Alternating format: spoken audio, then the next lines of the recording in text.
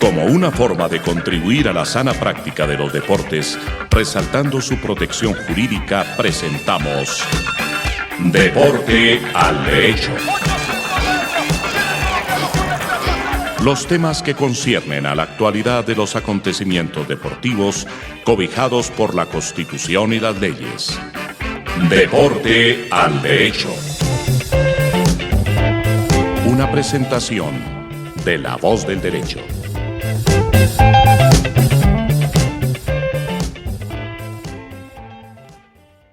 Buen día, buena tarde, buena noche, donde, cómo y cuándo nos oigan.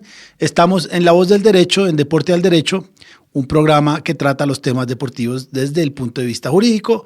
Es un programa internacional con una abogada, Belén Fernández, desde Uruguay, un abogado, Rafael Alonso, desde La Coruña, y otro abogado, Andrés Charria, desde Bogotá. Por lo tanto, es un panorama bastante internacional. Hoy vamos a terminar de hablar de el nuevo reglamento de agentes. Ya hay varios cursos. Yo estoy tentado a hacer uno gratuito para mortificarle la vida a mis colegas, precisamente abusando de La Voz del Derecho, pero no lo sé. Pero quiero empezar a hablar, porque va a ser nuestro próximo programa, de los escándalos que están apareciendo en Europa con Manchester City y con la Juve. Son escándalos de un nivel, sobre todo de un nivel de dinero importante. Manchester City, estamos a la espera de lo que vaya a pasar. Fue una acusación muy corta, de página y media, pero muy contundente, donde se le está diciendo al Manchester City que durante 10 años o un poco más ha eludido, por no utilizar un verbo más fuerte, ha eludido todos los controles financieros de la Liga, de la UEFA, y que gracias a sus cantidades enormes de dinero ha tenido los resultados deportivos que ha tenido. La Juve, por su parte, se encargó de inflar monetariamente hablando unos jugadores para cambiarlos en otros equipos también con jugadores inflados, básicamente para aumentar utilidades, aumentar activo y eludir el control financiero del fair play financiero de UEFA.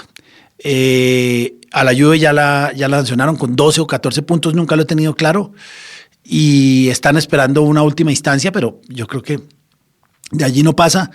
Eso le hace evidentemente perder el paso para la Champions League del próximo año, lo que implica pérdida económica importante. Rafa.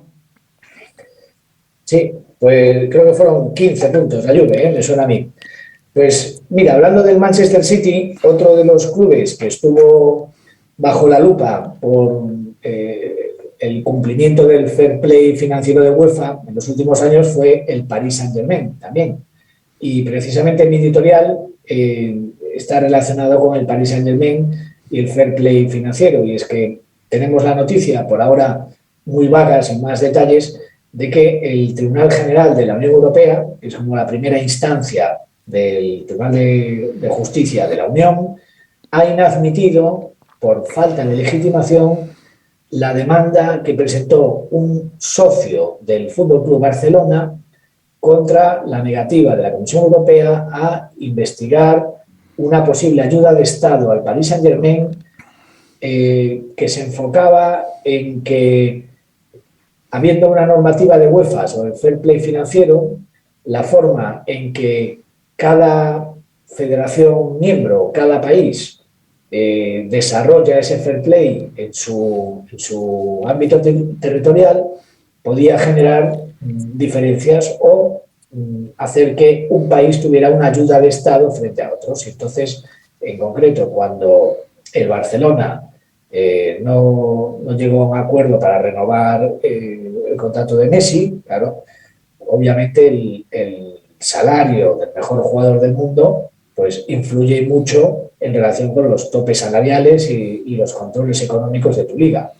Si ese jugador puede ir a otro club de otro Estado miembro porque, según razonaba esta denuncia, el tope salarial del 70% que existe, por ejemplo, en la Liga Española de gastos, es decir, que no puedes gastar más de un 70% del patrimonio disponible en salarios de jugadores, que si eso no existía en Francia, pues Francia estaba dando una ayuda de Estado a sus clubes y más concretamente al Paris Saint-Germain, que así podían contratar a un jugador como Messi, mientras que un control económico más férreo como el español impedía que eso sucediera. Entonces, que eso para este socio del Fútbol Club Barcelona era una ayuda de Estado dada por Francia que debería ser investigada en el marco del derecho comunitario.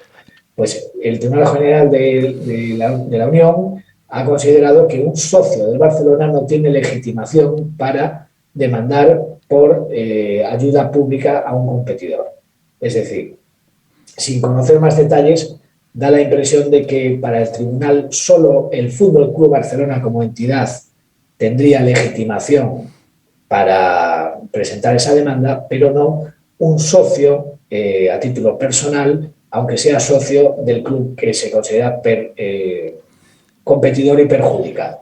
Pero bueno, seguramente más adelante conoceremos más detalles sobre la fundamentación de esta sentencia. Ahora simplemente dejarlo apuntado, ese difícil acceso que tiene un aficionado a título personal para entablar este tipo de batallas judiciales cuando no es el propio club el que las ejecuta. Hasta ahí mi editorial. Pero espérate, porque esa era una queja que hicieron los alemanes del Bayern al Barcelona, que decían que tenían doping financiero precisamente porque como Barcelona es corporación sin ánimo de lucro y no pagaba unos impuestos, y los alemanes, cuando Barcelona les repasaba a todos los clubes europeos, me acuerdo que Willy Hoeneß decía, es que los españoles financieramente se dopan porque tienen ayudas estatales y cosas de estas, pero fíjate cómo da vueltas la vida. Belén. Sí, no, eso simplemente apuntarlo, terminó con declaración de ayuda de Estado por parte de España, Claro. En relación con la excepción de los 4 clubes que no tuvieron que convertirse en sociedades anónimas deportivas, precisamente por razón de que su régimen tributario era distinto, el de los clubes sin ánimo de lucro, que el del resto de sociedades anónimas deportivas, y que por lo tanto, en relación a esos 4 clubes, España había dispensado una ayuda de Estado. Sí, ese caso prosperó finalmente. Ah, bueno. Belén, ¿tú tienes alguna editorial? No tenía, pero ahora me estaba acordando, ahora que en la previa estamos hablando un poco del tema del código disciplinario, que hace unos días ya salió el fallo sobre los 4 jugadores uruguayos que fueron sancionados por FIFA debido a su comportamiento durante el último partido que jugó Uruguay en la Copa Mundial de Qatar 2022, que son Fernando Muslera, Godín, Cavani y José María Jiménez, y que finalmente uno de los más comprometidos, que era José María Jiménez, el cual se había visto algún que otro video que había circulado por ahí de que había como que empujado a una persona que estaba de traje y con una acreditación que estaba ahí en el campo de juego, que se presumía que era un agente de un oficial de partido. Y bueno, finalmente el colega Ariel Rec, que es argentino, que fue el defensor de la Asociación Uruguaya de Fútbol, logró que se atenúe bastante los partidos que le dieron a José María Jiménez. Esperaban unos 15 y resultaron ser creo que unos 3 o 4, no recuerdo bien ahora. Creo que es interesante lo que trascendió, que ayudó mucho a José María, que finalmente esa persona a la cual le propinó ese golpe no era un oficial de partido y por ende no corría ese agravante que hubiera sido más grave. Entonces, como ese pequeño detalle de investigar de quién se trataba esa persona, pequeño o no tan pequeño detalle, ayudó a atenuar la pena bastante, que la verdad que se esperaba que fuera mucho más importante de lo que terminó siendo. Bien, yo tengo otra, y también tengo para otro programa, Rafa, pero te lo quiero ir preguntando, el caso de LIM en Valencia. Esos nuevos dueños a veces no todo lo que brilla es oro, ¿no? Sí, de hecho, ahí sí que viene ya de lejos. Por lo menos lo que llega a las noticias en España, sí hay bastante clamor de parte de la afición del Valencia contra ese dueño. Sí, además ahora la situación deportiva es un poco delicada, así que siempre que sucede eso ya sabes que los ánimos de la afición se soliviantan más todavía, pero ya es una historia que viene de lejos. Sí. Y eso en Valencia es importante. Bien, vamos a acabar de hablar del reglamento de agentes. Yo tengo dos apuntes o tres apuntes que me parece que son interesantes y que esperemos a ver cómo se desarrollan. El primero, y si ustedes lo desarrollan mejor que yo, es la solución de conflictos, la resolución de conflictos. El segundo, que no lo sabemos todavía, es el tema yo lo llamo mejoramiento continuado. Los cursos, los créditos que deben acreditar los agentes de manera anual para no perder la licencia. Entonces, si les parece, empecemos por la resolución de conflictos. Bueno, la resolución de conflictos, ya sabemos que dentro del nuevo Tribunal Arbitral del Fútbol que aglutina la Cámara de Resolución de Disputas y la Cámara de Estatuto del Jugador, se creará una comisión de agentes que creo que aún no está en funcionamiento y esa será la que conozca precisamente de los conflictos que se puedan derivar de la aplicación de este reglamento de agentes que venimos tratando en estos 3 últimos programas como el de hoy. Pero entiendo que todavía no está en funcionamiento, por lo menos en las informaciones últimas que he visto en la página de la sección legal de FIFA, que precisamente se hacía eco de un seminario celebrado, creo que a principios de este mes, en Río de Janeiro, en relación al funcionamiento del Tribunal Arbitral del Fútbol, y esa misma noticia reciente daba cuenta de que aún no estaba en funcionamiento la Cámara de Agentes y cuando se ponga, pues ya se completará totalmente el nuevo esquema diseñado para el Tribunal Arbitral del Fútbol. Belén, ¿algún comentario? Yo creo que esto de entrar un poco en la jurisdicción FIFA es como dice la FIFA que ellos dicen ingresar a la familia FIFA, es el ingreso oficial, digamos, de los agentes a la familia FIFA. Creo que desde nuestro punto de vista como abogados es una decisión que creo que se puede celebrar bastante porque esos contratos que tenían los agentes con los jugadores o con alguna intermediación con algún club, luego si había algún tipo de incumplimiento era un dolor de cabeza tener que ir al derecho ordinario de cada federación donde se hubiese firmado ese contrato para poder hacerlo valer. Lo mismo los contratos firmados, si algún jugador quería, por el motivo que sea, rescindir también, o sea, si ese contrato se había firmado en el exterior o lo que sea, es un dolor de cabeza bastante importante. Así que yo creo que desde nuestro punto de vista técnico, la bienvenida de FIFA a los agentes creo que a nosotros al menos lo veo beneficioso y creo que también para ellos, por la celeridad y las demás cosas que ofrecen los procesos de FIFA, ¿no? Claro, pero yo veo un problema allí porque no todos van a FIFA. Y lo he vivido en Colombia con la Cámara Nacional de Resolución de Disputas. Empieza a haber una discriminación complicada y es que los contratos o los conflictos que tienen una dimensión internacional, que ya sabemos es que en este caso el agente y el jugador sean de diferente nacionalidad o excluye el agente, pueden ir a FIFA y aquellos que no, es decir, que tengan dimensión nacional, 2 uruguayos, 2 españoles o 2 colombianos, tendrán que ir a un tribunal que todavía no se ha creado, que por lo menos en Colombia no creo que tenga la celeridad que sea, y allí nos vamos a volver a estrellar con las diferencias de velocidad FIFA y, repito, en el caso colombiano, Federación Colombiana de Fútbol. Porque viene otro tema, y es cómo FIFA dice que de aquí al 9 de octubre, las federaciones tienen que tener un reglamento y que FIFA podrá pedir el reglamento. Entonces, el tema de la resolución de conflictos de dimensión nacional acaba siendo complicado. Yo tengo un caso de más de 3 años en los que se supone que se debía resolver muy fácil, no de agente, pero un caso de 2 clubes, y no se resuelve. Entonces, y sé que son 7, 8 procesos al año. No sé qué pasa en el momento en que una relación mucho más conflictiva, que es la relación agente club, agente-jugador, agente-club-jugador, que son relaciones mucho más conflictivas, donde hay mucho más dinero en juego, donde hay mucho más transacciones permanentemente. ¿Qué va a pasar? ¿Cómo funciona en España eso, Rafa? ¿Eso funciona medianamente fácil? ¿Y en Uruguay también pregunto? Porque acá no. En Uruguay al menos tenemos en Uruguay ahora se están reformando los estatutos, los reglamentos y demás, y se prevén algunos cambios. Nosotros tenemos un tribunal arbitral que en algunos asuntos no tiene segunda instancia, lo cual es bastante, por ejemplo, si hay una reclamación de un jugador con un club o entre clubes, no tiene segunda instancia. O sea, eso desde el punto de vista de las garantías es bastante complicado.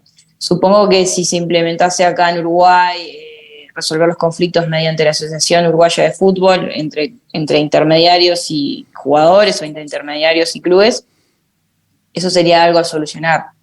El tema de las garantías, la composición de los tribunales y demás, en Uruguay son absolutamente honorarios, por ende te puede suceder de que un tribunal que sea de 3 personas te encuentres con que vas a las audiencias y solamente va uno que sigue el caso, los demás simplemente firman o ni firman, Sí. No presencian ningún tipo de audiencia ni nada, por esto de que es absolutamente honorario y lo hacen extra a su labor diaria para sustentarse, ¿no? Entonces sí, en eso sí estoy de acuerdo contigo, Andrés, que al menos desde el punto de vista doméstico en Uruguay habría que rever muchas cosas para que eso funcione. ¿Y en España, Rafa?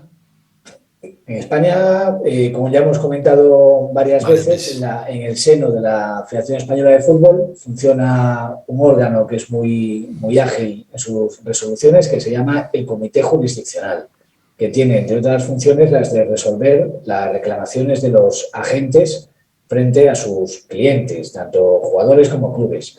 Y la ventaja que tiene es que las resoluciones del Comité Jurisdiccional, si no son cumplidas en sus términos por la parte obligada, por ejemplo, a pagar, pues pueden deparar no solo medidas de aseguramiento que consistan, por ejemplo, en no tramitar licencias al club incumplidor, que suelen ser totalmente efectivas, sobre todo si coincide con un periodo de inscripción, claro, sino también con la posibilidad de imponer sanciones disciplinarias, por ejemplo, de suspensión de varias fechas al jugador que incumple la resolución que le obliga a pagar determinada suma a la gente.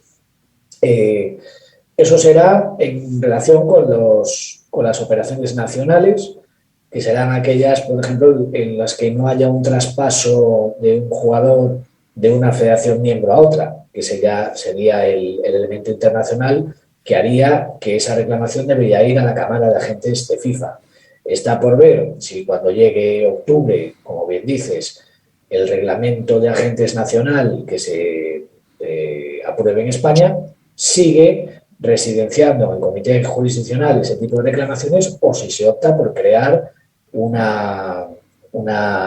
comité específico para reclamaciones de agentes o un subcomité dentro del jurisdiccional. Bueno, lo veremos cuando se haga ese desarrollo, ¿no?, del reglamento de agentes nacional, español en este caso. Y otro apunte en relación con la resolución de conflictos es que, así como tradicionalmente siempre decíamos que el deporte tenía un complejo de isla y que rechazaba que las disputas se resolvieran fuera de los propios órganos deportivos, llama la atención, en cambio, que acorde a la concepción del tiempo actual, de que ya no se lleva eso de poner ningún tipo de limitación al acceso a la justicia ordinaria en relación a los asuntos de fútbol, pues en esa línea el artículo 20 del reglamento de agentes de FIFA que venimos comentando comienza diciendo que las posibles reclamaciones ante la Cámara de Agentes lo serán sin perjuicio del derecho que se reconoce expresamente a cualquier agente a elevar el caso ante cualquier tribunal ordinario. Es decir, que no hay una obligación de someterse a la Cámara de Agentes. Y, por ejemplo, una cosa que ya se establece en el reglamento de agentes, sin necesidad de ir al reglamento de procedimiento de la Cámara de Agentes, es que hay podemos llamar un plazo de caducidad de la acción de 2 años desde el hecho causante de la reclamación. Es decir, que si un agente quiere reclamar una comisión que no se le ha pagado de un traspaso que tuvo lugar hace más de 2 años, pues ya sabe el abogado que vaya a llevar el asunto que la Cámara de Agentes tiene muchas posibilidades de decirle que la reclamación se inadmite por extemporánea porque ha pasado ese plazo. En cambio, es probable que en el derecho nacional rija un plazo de caducidad de la acción más amplio. Por ejemplo, en el derecho español, el plazo más común que hay para el cumplimiento para entablar acciones que no tengan un plazo específico de prescripción es de 5 años.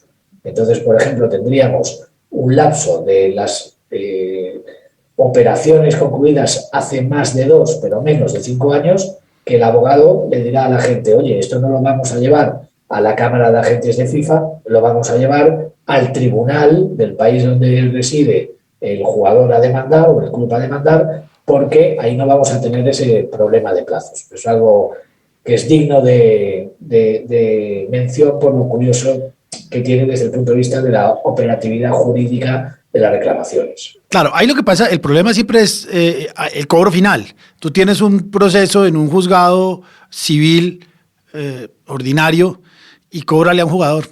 No tienen dinero. Claro. En cambio, con un fallo de la Cámara de Agentes, el cobro es básicamente inmediato. Igual con los clubes. Eso sí fue hace mucho tiempo, pero yo conocí fallos de la Corte Suprema de Justicia, Sala de Casación Laboral contra clubes, estoy hablando del siglo pasado, que estaban enmarcados y que nunca se pudieron cobrar. Se embargaba las taquillas y las taquillas las sacaban por detrás. Y es difícil. Eso es... yo preferiría ir a la Cámara de Agentes de FIFA sí, o de la Federación. Yo creo que claramente todo abogado de agentes dice cuando estamos en plazo de elegir, vamos a la Cámara de Agentes porque nos aseguramos una ejecución más rápida. Y en cambio, el acudir al tribunal ordinario pues quedará seguramente reservado para esos casos en los que se le ha pasado el plazo de recurrir a la Cámara de Agentes, pero todavía no de hacerlo en un tribunal ordinario nacional. Creo que eso será normalmente lo que suceda, ¿no? Yo tengo una duda. Dime.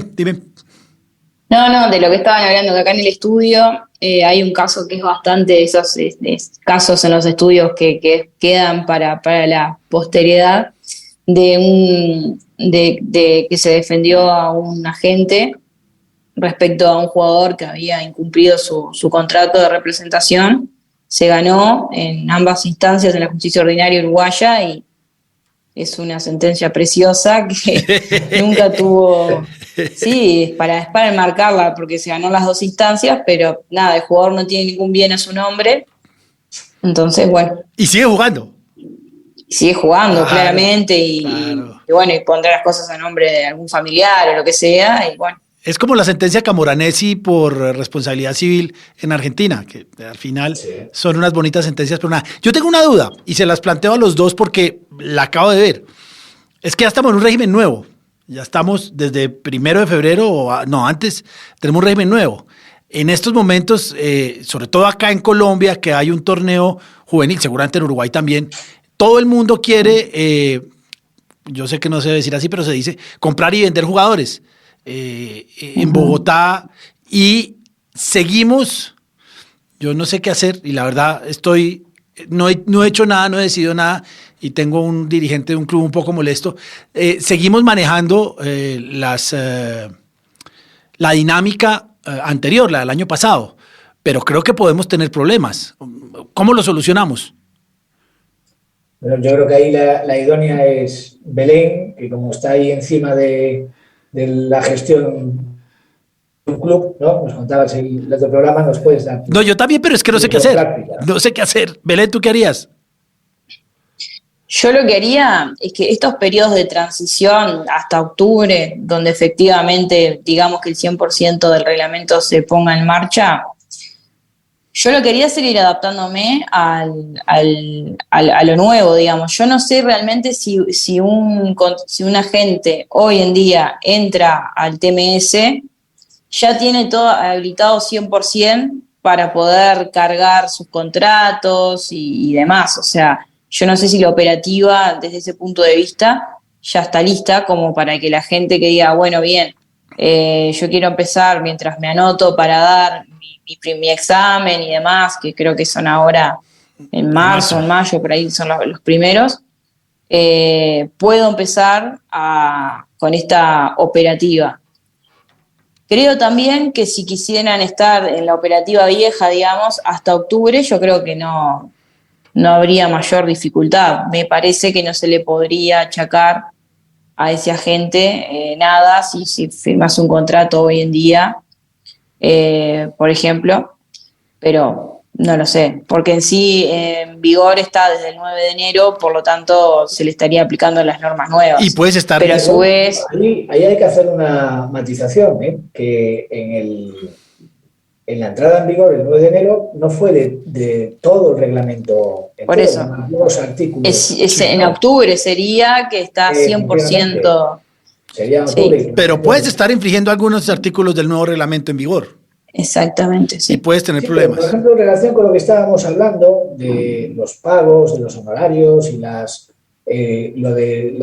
el deber de subir los contratos a la plataforma, ¿os acordáis que decíamos en el último programa que eso estaba dentro del artículo que hablaba de las obligaciones de los agentes? Sí. Y, por ejemplo, uno de los un bloque de artículos que aún no han entrado en vigor son los que van del 11 al 21, y ahí está, por ejemplo, dentro de esos, el artículo 16 y 18, que es el de las obligaciones. En concreto, el 16, obligaciones del agente, 18, obligaciones del cliente. Con lo cual, se podría defender que todo eso todavía no está en vigor. No entró en vigor.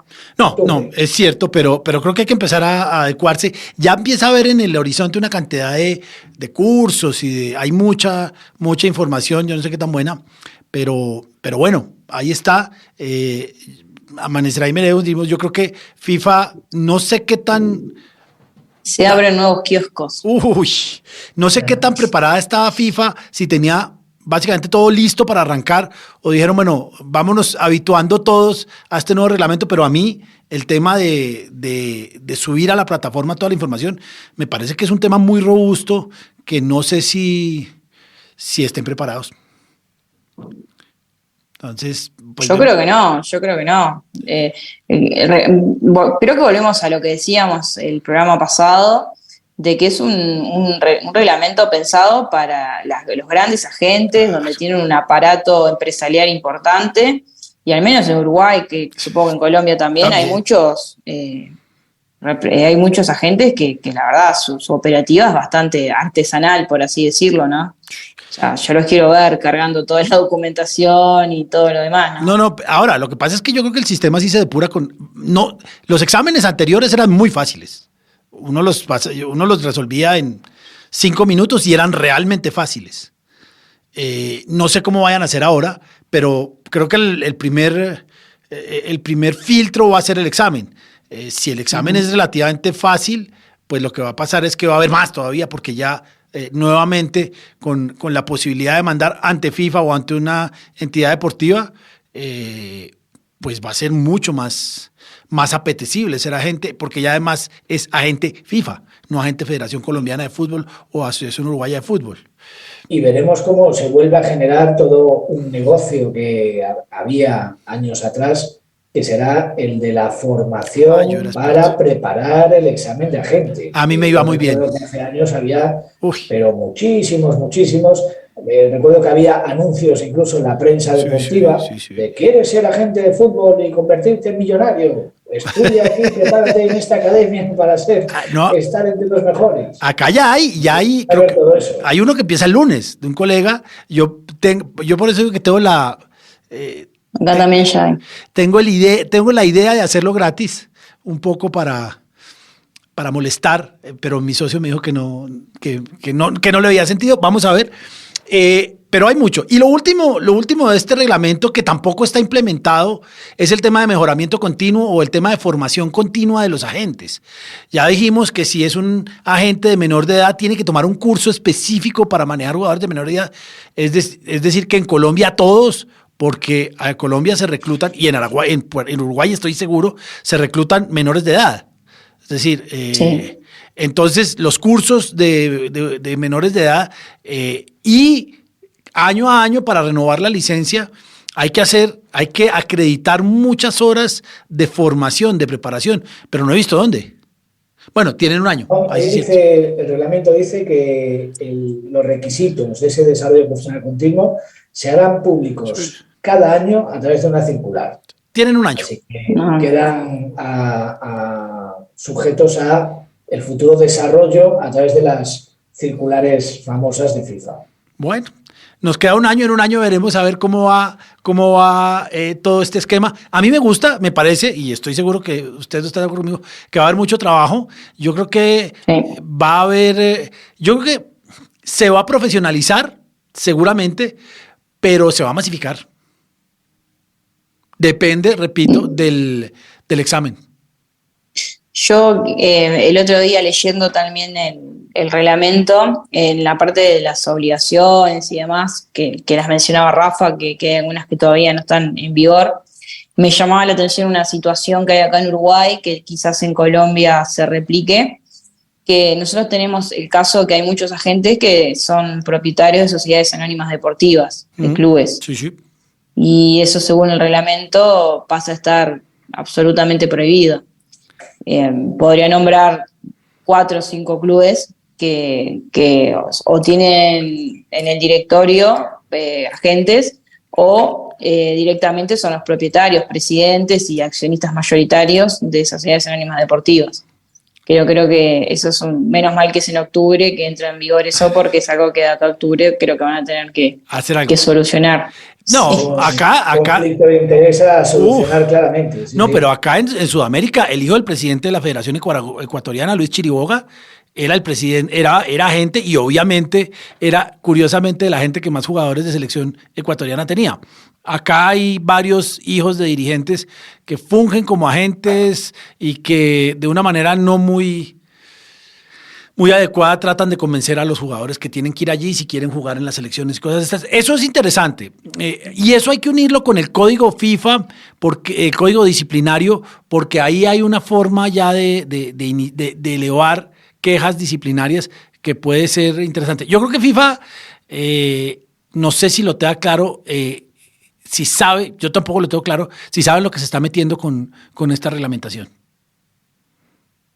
Yo hay una cosa que os quisiera comentar antes de acabar con el tema de reglamento de agentes, porque probablemente ya no volveremos sobre él después de este programa, que es que hay un artículo que me ha llamado poderosamente la atención, que es el apartado 13 del artículo 12, que se refiere a un tipo de cláusulas que se consideran en todo caso nulas y sin efecto si están dentro de un contrato de representación. Sí, señor.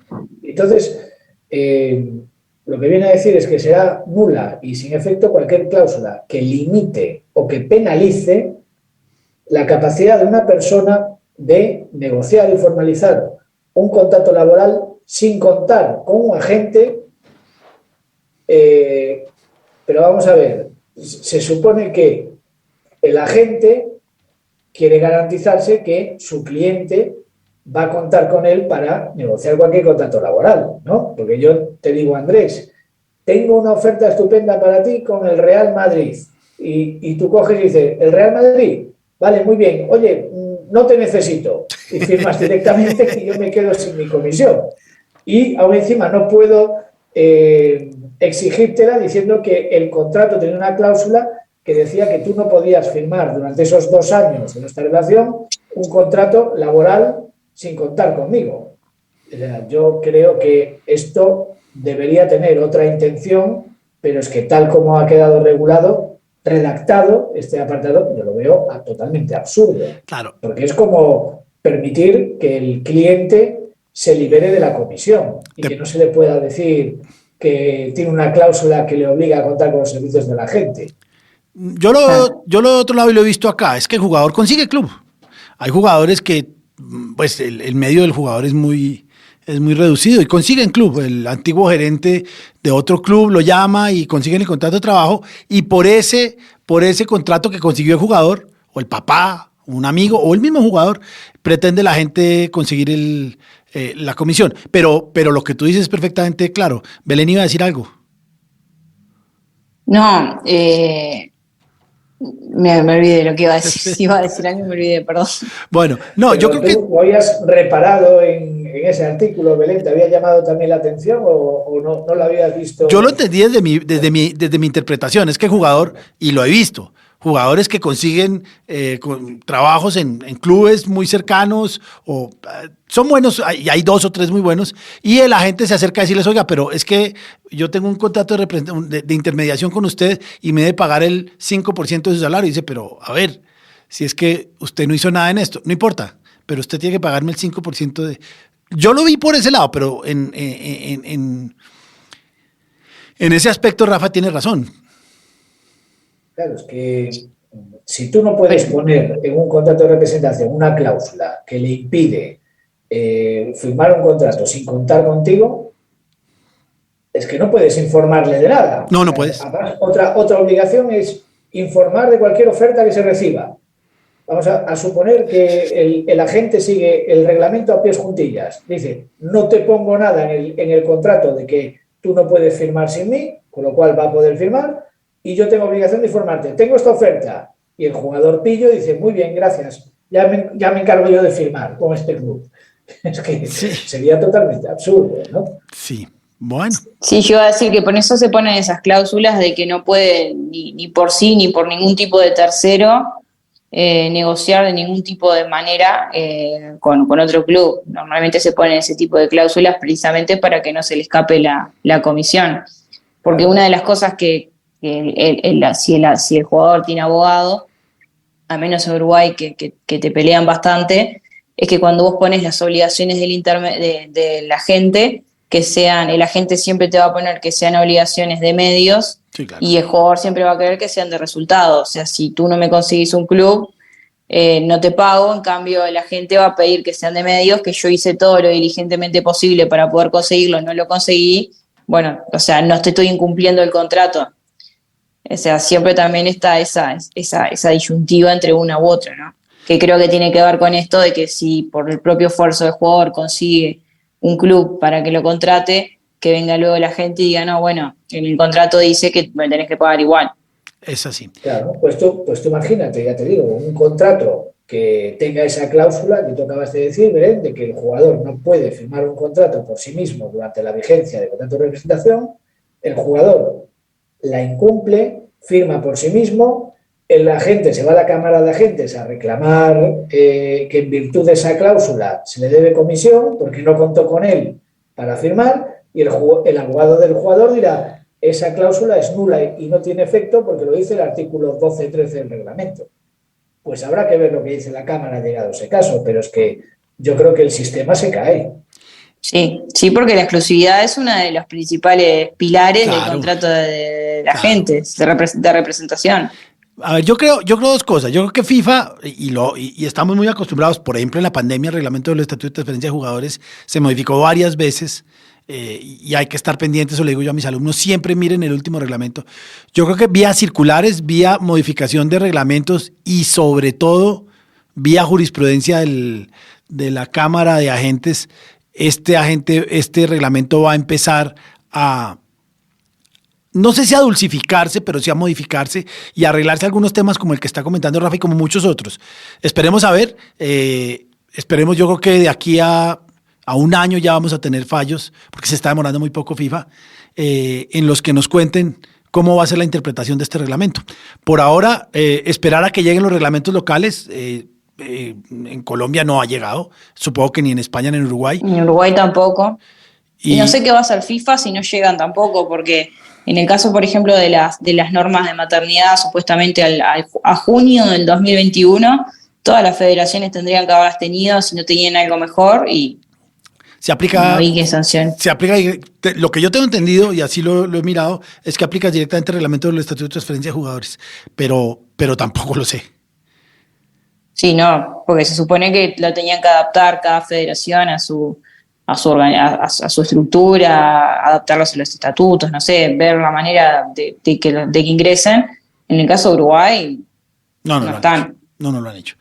Bueno, colegas, 3-4 programas sobre el reglamento de agentes. Voy a hacer una saga en las redes sociales. Y en el próximo programa vamos a hablar sobre las finuras de Manchester City y la Juve. Juventus. Sí. Luis, muchas gracias. Luis es nuestro manejador de sonido. Y a ustedes dos, muchas gracias. Un abrazo a los dos y nos vemos de hoy en 8. Como una forma de contribuir a la sana práctica de los deportes, resaltando su protección jurídica, hemos presentado Deporte al Derecho. Los temas que conciernen a la actualidad de los acontecimientos deportivos cobijados por la Constitución y las leyes. Deporte al Derecho. Una presentación de La Voz del Derecho.